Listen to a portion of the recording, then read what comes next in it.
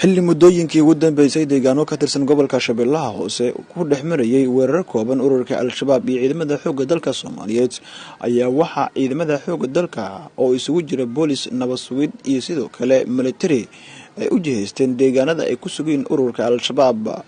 ciidamadan howlgalka ka dhanka ururka Al-Shabaab waxa qayb ka ciidamada midowga Afrika ee AMISOM waxaana maanta iyo maalmihii ugu dambeeyba guud ahaan gobolku uu galayay marxalad dagaal kaas oo lagu wajahayo goobaha kooban ee ku sugayna maleeshiyada Al-Shabaab. saraakiisha ciidamada xoogga dalka iyo kuwa midowga Afrika oo la hadlay warbaahinta ayaa sheegay inay ku wajahan yihiin deegaanada kooban ee weerarada ka soo qaadaan maleeshiyada kooxda Al-Shabaab.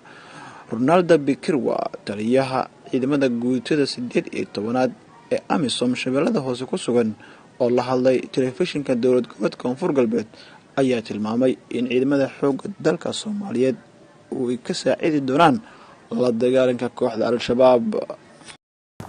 Mukano Ronald Bikirwa. I'm the commander of PG-18 AMISOM.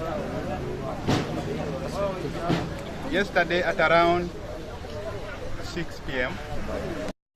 isku soo wada duuduuba muddooyinkii ugu dambeeyay guud ahaan gobolku ayaa waxaa laga dareemayay dhaqdhaqaaq ciidan kaas oo ay wadaan ciidamada dawladda iyo ciidamada midowga Afrika ee ku wada sugan deegaanada gobolka Shabeellaha Hoose. Cabdi Fataax Tawakkal Cali Cumar, telefishinka dowlad goboleedka Koonfur Galbeed, Shabeellaha Hoose.